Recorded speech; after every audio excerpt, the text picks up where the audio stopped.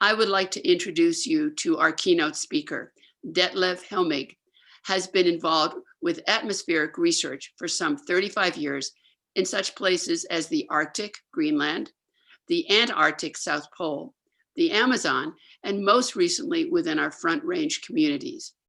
He has published over 200 peer-reviewed scientific papers in atmospheric science. Over the past few years, he has set up an air quality monitoring stations at the Boulder Reservoir in Longmont and Broomfield that report continuous data on such compounds as methane, ozone, VOCs, to name just a few, at several public websites, one of them being www.bouldair.com/N small o, capital C, small o, capital F for Front Range. His goal is to provide accurate data to gauge air quality to communities for all types of health effects assessments and scientific analysis. It is with the utmost gratitude and respect that I introduce to you Dr. Detlev Helmig. Hello, everybody. Thanks for having me on the symposium and giving me this opportunity to share my work with you. I have my presentation summary right here, and I've broken it up into kind of 8 different punchline topics.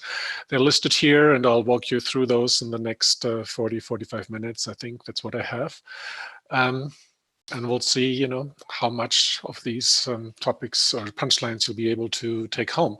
So we're gonna talk about kitchen sinks, second thoughts, magic of fast data, location, location, location, back in a flash, blown in the wind, don't let the bed bugs bite, and ho, ho, ho. So what is this all about? You'll hold your breaths. I'm gonna show you right now what I have to share with you.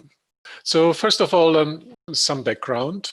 Over the last 3-4 years, we have developed in the Colorado Front Range this network of monitoring stations, and they're shown here on this map. It started out at the Boulder Reservoir, and then we added 2 sites in Longmont, the Longmont Municipal Airport, Longmont Union Reservoir, and the latest additions are 2 sites in the city and county of Broomfield, which you see at the bottom here. So this is the area northwest of Denver, between Denver and the Rocky Mountain foothill slopes. And that stretches about an area, I would say maybe 30 by 30 miles is what you see here in this map. And so at each of these sites, we've established these monitoring stations. You see here in 4 of them in these pictures. And they're pretty basic monitoring facilities, shelters for instrumentation.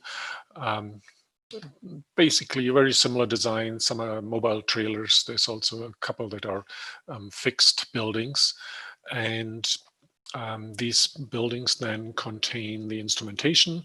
Here just some pictures to show you the type of equipment we're using. And what I want to emphasize is that this is research grade, regulatory grade equipment. There's a trend towards smaller, cheaper, battery powered monitoring systems. We've stayed away from that so far. These measurements use, as I said, regulatory instrumentation. So this is high accuracy, high precision monitoring, following EPA, CDPHE type of protocols, so that these data that we're obtaining are fully defensible and recognized by the regulatory communities. Now, these locations of the sites that you saw earlier, they're put on a map again here. It's a somewhat larger map section, and that shows these 5 sites in relation to the oil and gas development in the Colorado Front Range. So all these little brown markers here are well sites. So these are oil or gas well sites. There's some 25,000 of those in the area here that's covered by the map. And what's important to note is that these site locations are not quite in the center of the oil and gas development area, but they're more on the western, southwestern outskirts. And some of them are further away than others. So it's a nice chain of networks that allows us to study the impact of the oil and gas emissions as a function of the number of wells surrounding the site, or the proximity of wells and the distance of the sites to the well distribution. So let's go to the first of these 8 topics that I showed you earlier, kitchen sink. So what do I mean with kitchen sink? Well, when it comes to oil and gas emissions, and you've probably by now heard some of that in earlier talks already, we don't have the oil and gas pollutant. It's not, one or two pollutants that we're concerned about, but it's a whole set. It's a whole series of different type of pollutants that can be in the gas phase, that can be in particles, that can be gaseous compounds that get trapped, absorbed onto particles. And I have some of the most significant ones listed here, broken up in emissions that are associated to the well site development on the operation, such as fracking fluid, silica, that's a fracking material, diesel exhaust from the machinery, nitrogen oxides, dust, particulate matter. And then we're also dealing with what's called fugitive emissions. So these are the petroleum hydrocarbons that escape and evaporate, end up in the atmosphere. The best known ones there are methane, volatile organic compounds, polycyclic aromatic hydrocarbons can be in there, hydrogen sulfide, and radioactivity, just something that's got a lot of attention just very recently. So it's a whole mix, and that's challenging. That's interesting from a scientific perspective, but that makes it complicated, makes it confusing. So I'll try to narrow this down to some of the most important, significant topics that have been addressed over the last few years. So in the class of hydrocarbons that I showed, the petroleum hydrocarbons, it gets even a little bit more complicated, since there are many multiple species that are within that group, and I will be showing you observations for some of them. So here again, some of these chemical species with their formulas and their chemical structures, and they are broken up in 2 different groups.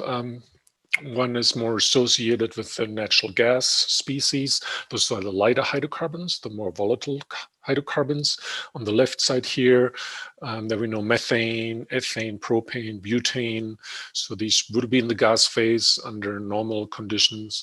And on the right side, these are bigger molecules, heavier molecules, and they're mostly in the liquid phase under typical ambient ambient temperatures. So some examples that I put down here are pentane, benzene, toluene, the xylenes. So when we go out there and monitor the atmosphere, we mostly see many of these. It's not there's just one or a very prominent one. When it comes to oil and gas emissions, it's most times a mixture with abundant species of these different chemical volatilities and structures that are listed here. So kitchen sink. What you see out there in the news and the scientific literature, it mostly covers a subset of those. And what's directing that? I want to point out that what you may see is not always necessarily driven by the health impacts of these species. But what also factors in there is who's paying attention, who is concerned. What I want to address with that is that, there's groups out there, voices who are concerned about the climate impact. And when it comes to that, then methane is a big concern and gets a lot of attention. It doesn't mean that it's just methane and that's the whole story. So be aware of who is reporting and what their motivation is. How easily can we measure these pollutants, study these pollutants? Some of these are easy to measure. Others are not. Others are very, very difficult. So you're much more likely to see reports, find literature on the species that are more easy to measure, to monitor. On what time scales can the pollution be measured? For some of these species, we can measure these at very high time resolution, on the scale of minutes. And that allows us to get a lot of very important insight on the behavior and the association of these pollutants with oil and gas sources. Others you cannot. For instance, for particles, you often need to have longer sampling times to measure radioactivity. The most important methods there integrate over much longer time periods. So you get much different type of information on some of those species. And how much does it cost to monitor and study these pollutants? You're much more likely to find data and reports on pollutants that are that can be monitored with reasonable cost. There's others out there that are very difficult, that require very sophisticated, expensive instrumentation to monitor. And while they're out there, we may not have as much data, as much literature on those species at this point because of the cost factor. And then there's surprises. We're still seeing surprises, and this is an article that was just published a month ago or so on the radioactivity that's been observed in dependence of proximity and number of oil and gas wells, and that's received a lot of attention. And it's really, one of the first that explored this relationship between atmospheric pollution and oil and gas operation, and very fascinating results that you see on the bottom right that shows the level of radioactivity as a function of the distance to two classes of oil and gas operations. The red data listed as unconventionals. This is mostly fracking type well operations, whereas the blue ones are traditional non-fracking sites. And you can see two very interesting dependencies. It's fascinating how different the impact is from these two different type of operations, and how clear the dependency of radioactivity is as a function of the distance to the operation. So that's very new data, something we hadn't paid attention to. It's very difficult to do these measurements. And this paper relied on a federal network that's been established for a much different purpose than this. But beautiful study, and I encourage you to look that up. So kitchen sink, take-home messages here are different processes, stages of development, operation can contribute to different pollutants. There's multiple pollutant categories, multiple chemical species.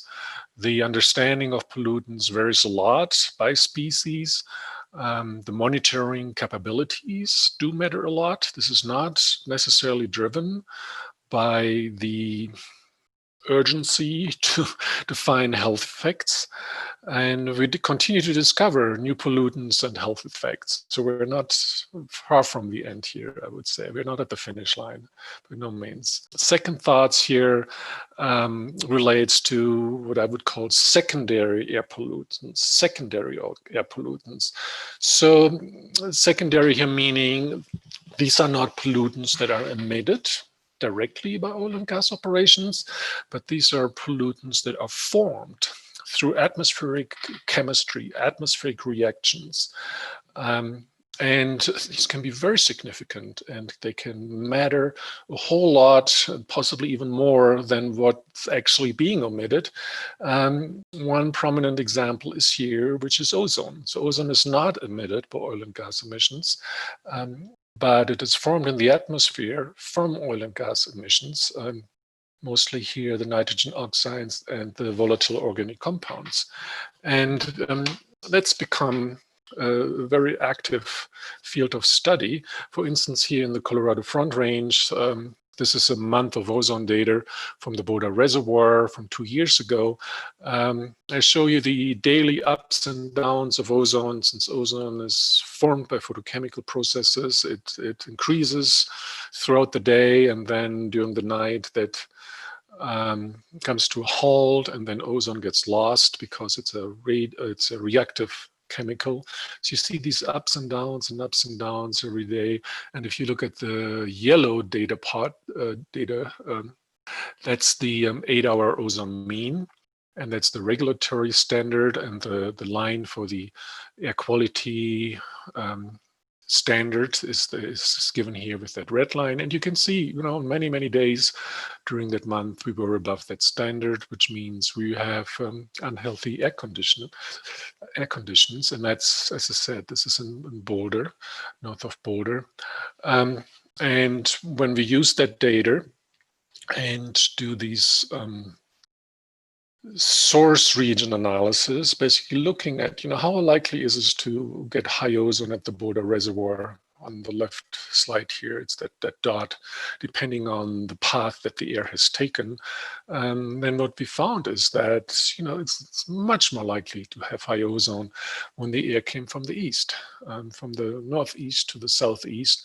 And these three graphs here show on the left the probability to get ozone above the median. And then on the right top, that shows the probability to get ozone above the health standard, so above 70 ppb.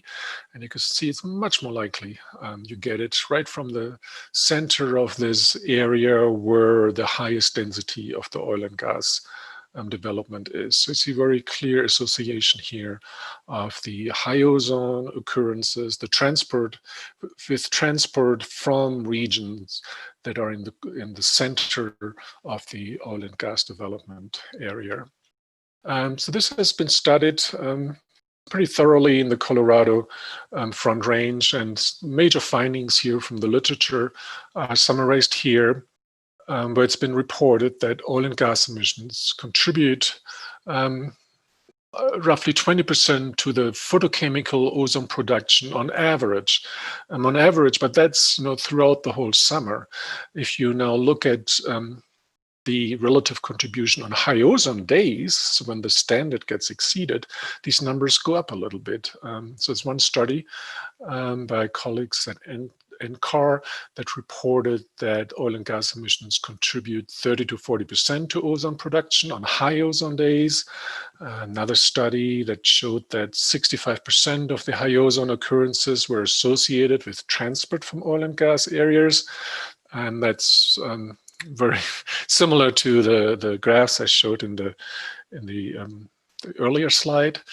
And then another study that showed oil and gas emissions contribute something like 20 ppb to ozone on high ozone days. So on these high ozone days, that makes a big difference. If you take this 20 ppb away on many days, you wouldn't be exceeding the ozone standard. So very significant role of these emissions to the local ozone chemistry.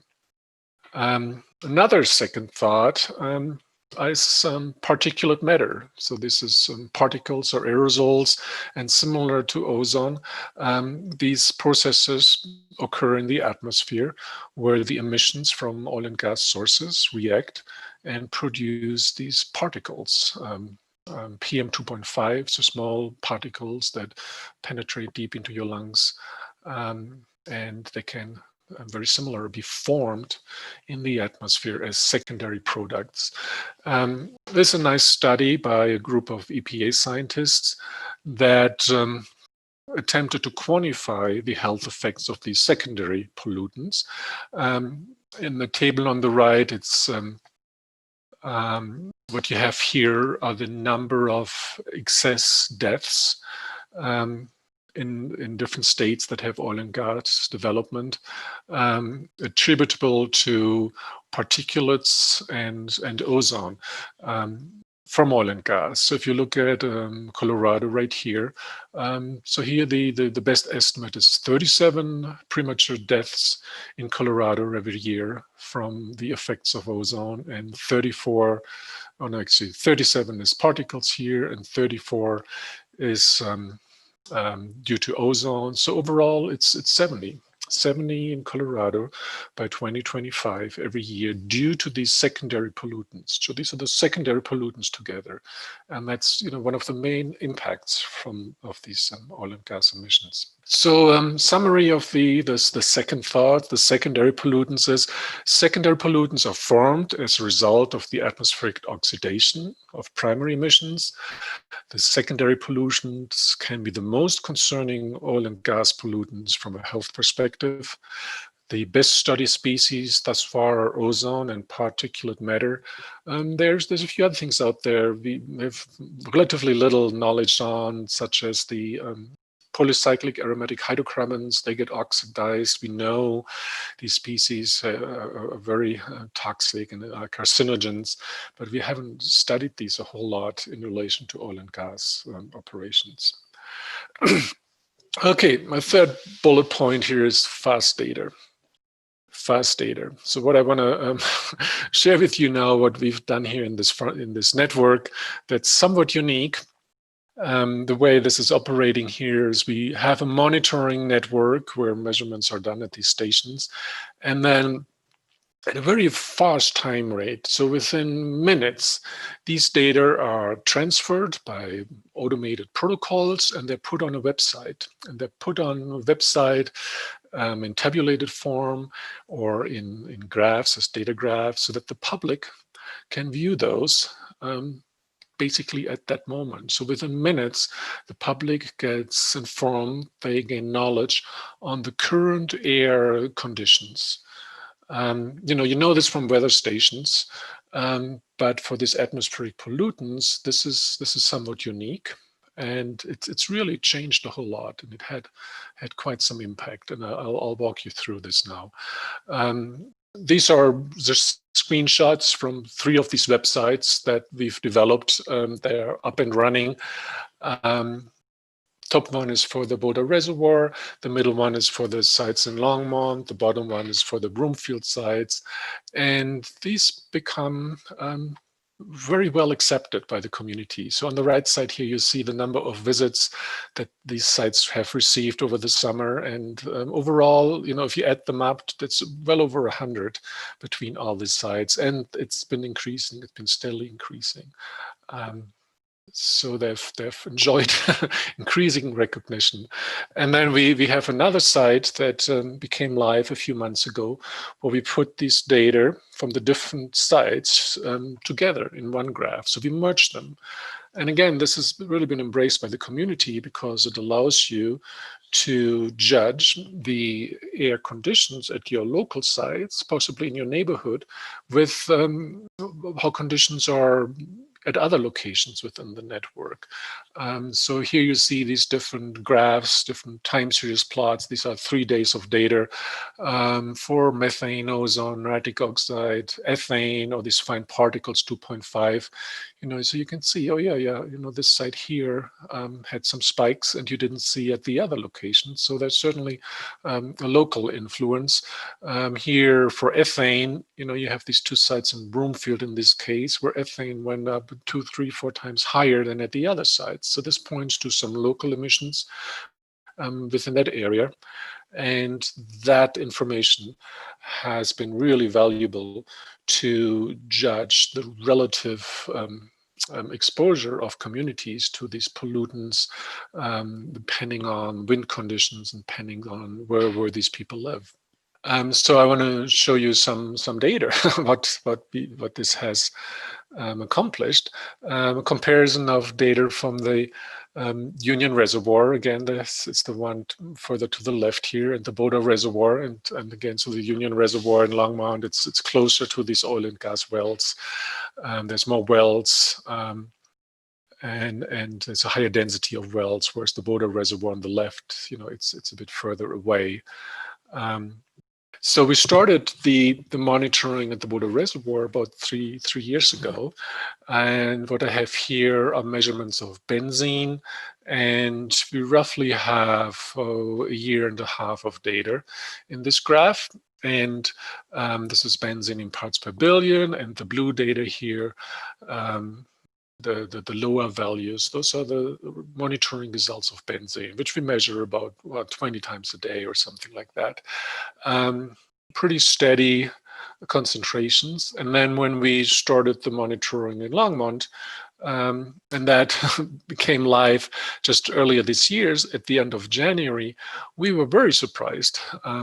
Within days and weeks, we noticed that the benzene levels in Longmont were significantly higher than what we'd seen in 2-3 years, prior years at the Boulder Reservoir. So that caused a lot of attention. So why was the benzene so high there? So it did point to some emissions in the vicinity of that monitoring sites. So as you can see here, the Boulder Reservoir, there are fewer spikes, there are lower concentrations, the blue data, and the purple data from the Longmont Union Reservoir, there's more spikes and resulting much higher concentrations. So this now extracts just the data from the Longmont Reservoir. And you have seen in the earlier graph already that then really changed. These spikes went away after a couple months. So I have the timelines indicated here. So we started the monitoring on January 29th. On March 20th, we started reporting these data to the website. And then there were some articles in the media following soon after, around mid-April, that reported these data. And then very shortly after that, it became much, much quieter and levels came down. So, you know, I think what that points towards is that the availability and the sharing of these data in real time with the community allowed identifying these sources and helped identify measures to curb these emissions. And so, you know, I think this is a real success story where we were able to provide information that allowed whoever was contributing to its emissions to go back and re-examine their practices. So take-home messages from the magic of the FAST data. So these air quality data are shared with communities, the public, industry, in real time through public web portals. This information has been embraced by these communities. The citizens, some citizens adjust their activities to air pollution conditions. We actually have heard that quite a number of times. And the availability of the data has allowed identification of emissions and prompt mitigation of these emissions. Next point, locations. And you've seen this already. Again, this is the plot with the radioactivity.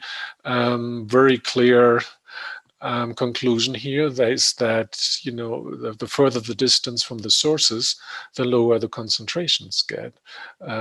Or if you turn this around, the closer you are to the operations, the higher the concentrations. Now, these are average data collected over many, many, many years. Yeah, this average data collected over many, many years. Let's look at a few other species where we have comparable information at much shorter time scales. So we are monitoring ethane, which is, you know, one of the natural gas tracers. And I'm comparing here observations from Nyvord Ridge, which is on this map here on the left. It's up in the mountains, up from the Denver Boulder area. I'm comparing that with the data from the Boulder Reservoir, which is, you know, you've seen on the map on the western outskirts of the oil and gas area. And the data from those over a year and a half are here at the bottom. And these are on the same scale. So both of these graphs are at the same scale. They show ethane measurements, many thousands of them, on the scale of, I think it's 0 to 120 parts per billion. And you can see that, you know, up in the mountains, there is not that much ethane. You know, it rarely gets over 5, let's say. It's 99% of the data are well below 5, whereas at the Boulder Reservoir, it's much higher. Here you have maximum values of 120, something like 50 times as high as what you get down here in the Front Range. And it bounces up and down at the Boulder Reservoir all the time, all throughout the year.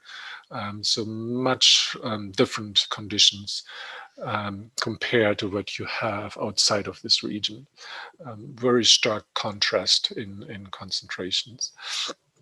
Now, if you move within the Front Range from Boulder closer into the oil and gas area, it looks like this. So this is data from another study. These are measurements from these 6 sites here that are indicated on the map. And these are average summer measurements of what I have here is ethane, propane, isobutane, and butane. So those are all petroleum hydrocarbons. And these sites here in these graphs are oriented from west to east. So the most western side is on the left here. The most eastern side, or the site that's most furthest in the oil and gas area, is on the right side. So it goes from Boulder, basically here's to East Longmont, Daw, that's Dawson High School, and this is the church here in Lafayette. So you can see, as you move from the west to the east, these distribution of the data, they all go up. You have a wider range of concentrations. You have higher maxima, and you have higher mean and higher median values. And these are average data over about 3 months during the summer of 2014. Very clear gradients. The further you get into the oil and gas region, the higher these concentrations are. So take-home messages here are: exposure to oil and gas emissions increases with proximity, the mean concentrations increase, the frequency of concentration spikes increases, the maximum concentrations of spikes increase, the relative increases vary by compound and whether mean or concentration spikes are considered. And that can be from a few percent to much more. So I put 10,000% here. So it's a lot, but we have some species where these gradients are just really, really high, very remarkable. Next topic, back in a flash. So what do I mean with that? So what I mean here is that when we measure these pollutants, these oil and gas areas, and you've seen this already, but just to emphasize it here, is that levels go up and down, up and down, up and down like crazy, a lot. You can see here all these peaks, and the spikes goes up and down. I'm going to zoom in this area here, this dotted area, to show this a little bit clearer. So this is ethane now over some 2 weeks or so, and again shows the results from the Union Reservoir and the Boulder Reservoir. So you can see how dynamic this is. And the Union Reservoir being closer to these operations, you've seen this already. It has more spikes, it has higher spikes, and the pollution events are short on the scale of minutes to hours. So to capture that, you need a really high resolution monitoring method. Otherwise, you wouldn't understand this. You wouldn't characterize it. So it's very critical requirement here to characterize these pollution occurrences. You need to be able to measure this pretty fast. If you're further away, the Boulder Reservoir, you can see here these bumps are mostly on longer time scales, hours to days. So, if you're further away, then possibly, a lower time resolution measurement might be sufficient. So very stark differences in the behavior of these pollutants, depending on how close or how far away you are to the sources. Another example now, going even on a shorter time scale. These are data from the Broomfield site. Here we have a methane spike. In the left graph, there was a plume being transported across the site. And if you look at the time scale here, this is hours and minutes. This plume lasted 10 minutes, just on the order of 10 minutes. Methane went up by a factor of 4. The background is around 2. So we added about 6 to the background, and it came down again. And it was all gone. 10 minutes.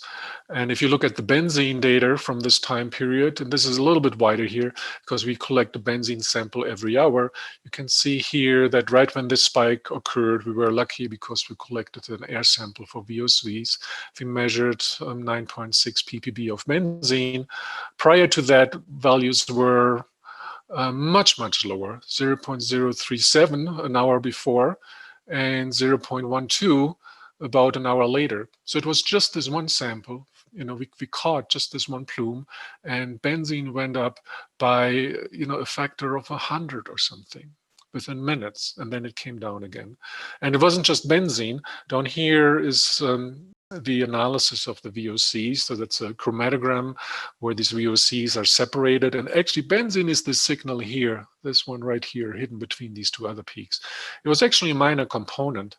There were many other VOCs that were in that same sample. So it goes ethane, propane, butane, pentane, hexane, heptane. So these all came together. So this was a plume very rich in methane, very rich in VOCs, and they all just went up for 10 minutes and then it came down again. So back in a flash, my summary here is that the exposure is to a large extent determined by short-term concentration spikes. And there are many, many, many of them. And that's very important for evaluating the health impacts because of the nonlinear relationships between exposure levels and health effects. You need high-time time resolution monitoring method to characterize these events. There's a high risk to completely oversee these impacts if only long-term integrated sampling is applied. The events are determined by the proximity to sources and the wind direction and speed. And there are more shorter spikes closer to the sources. Blown in the wind. Next topic. What I'm showing here are observations of a compound we really didn't expect in an oil and gas impacted area. And this is acetylene.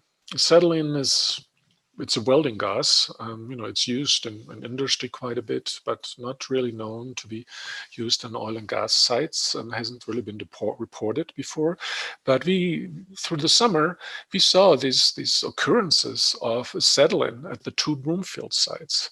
The Broomfield data are the green data here, and compared to the Boulder Reservoir, the blue, and the Longmont Union Reservoir in purple, as you can barely see, it really sticks out.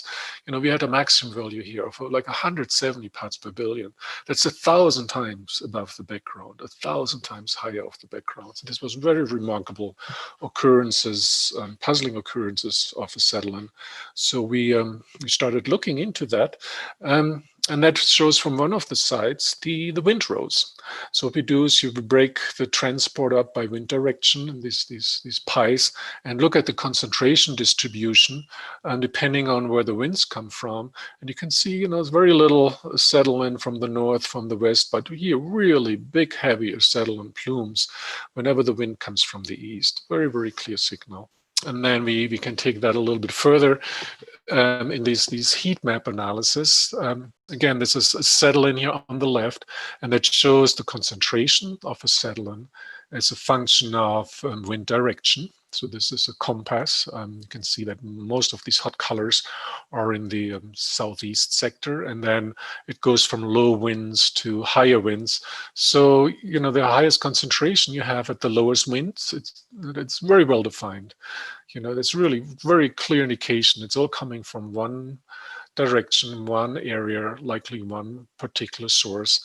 And this is not just acetylene. If we do the same analysis for benzene, benzene is at somewhat lower concentrations, but you can see very similar behavior, very strong indication that there's a co-emission of benzene and this acetylene occurring here. And then if you do this analysis for the two sites that are side by side, this is the Broomfield Livingston site here again. That's the location, and this is the Broomfield Soaring Eagle site right here. If you do this for the Soaring Eagle site, you can see the hot colors are pointing more to the southwest, and these sites were placed in these locations because of questions concerning this one operation here. So this one of the big, larger well development sites in Broomfield, and these two data analyses really give you very nice, clear indication that most likely originated right here from this well development pad. This takes me back to something I showed already last year, a nice example where we were kind of lucky to catch a plume that we believe originated actually from even further away. This was a site here in Windsor, some 30 miles to the northeast, and where we caught a plume at the Boulder Reservoir, and then we did these air-back trajectories, and we could associate the spike with likely origin right here on that site where there was the resulting accident during that day. So blown in the wind, the messages here are the occurrence of pollutants is highly dependable on wind direction and wind speed. These occurrences are much better defined and narrow with proximity to the emission sources, and the individual emission sources can at times be traced tens of kilometers, particularly during the winter, and I'll get that to a second here. So topic 7, don't let the bed bugs bite. So what's this about? What I want to point out here is how the concentration levels change throughout the day. So what I have here are diurnal data. So this is average diurnal concentrations over the summer at the Boulder Reservoir on the left, at Union Reservoir on the right. So this is ethane in the left graph and benzene on the right side. And you can see there's a clear diurnal cycle where concentrations are higher during the night. Very consistent here. For ethane in the top, we'll have a day-nighttime difference of 3.3 ppb, which is 157% of the daily hourly minimum value. And for benzene, very similar. We have an amplitude that's something like 70 parts per trillion, which is 212% of the daily hourly minimum median. So levels are significantly higher at night. So the conclusion here is that concentrations build up overnight. Maximum levels are observed in the early morning hours. And this is mostly determined by daytime, nighttime meteorological changes. This does not indicate emission cycles. This is mostly driven by meteorological stage differences because we have much stronger stratified stable conditions at night. So we need to pay attention to where people spend the nights, which is mostly at home. And it's very important to include nighttime monitoring for assessing people's exposure. My last bullet point here is ho, ho, ho.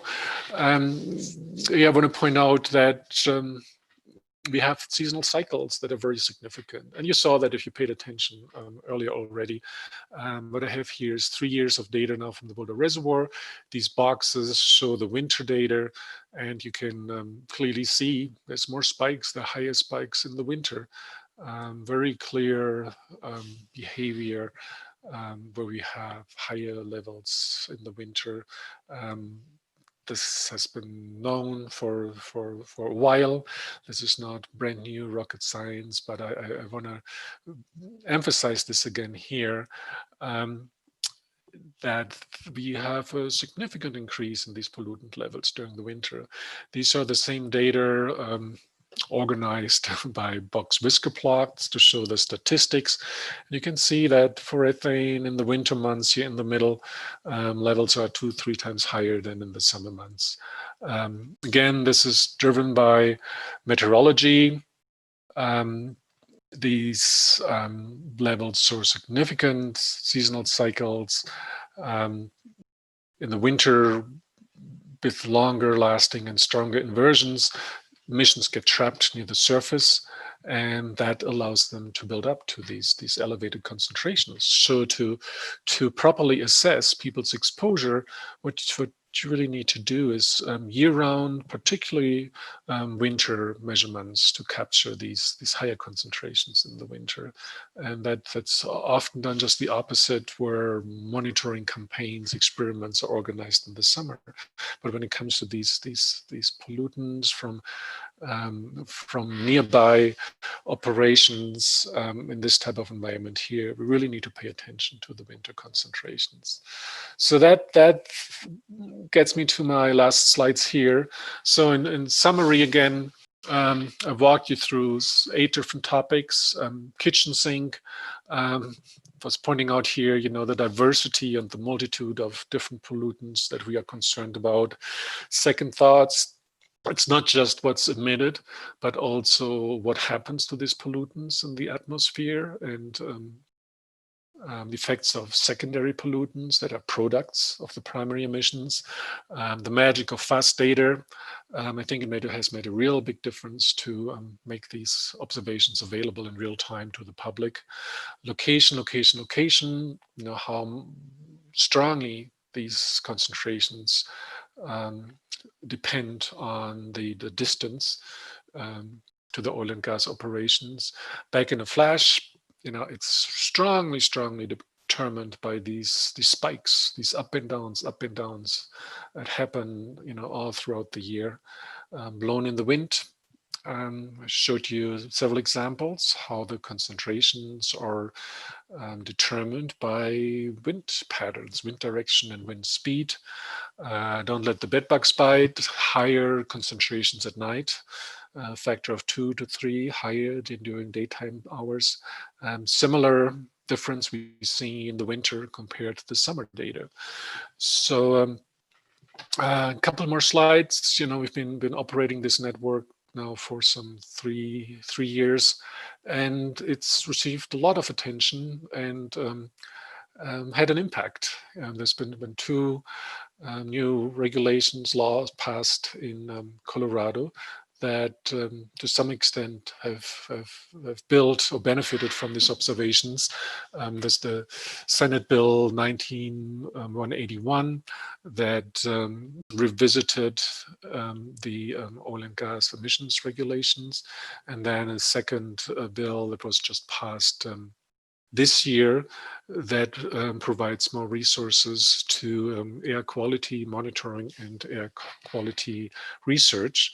And we're very happy that our work here was able to contribute to that understanding and moving these policies forward.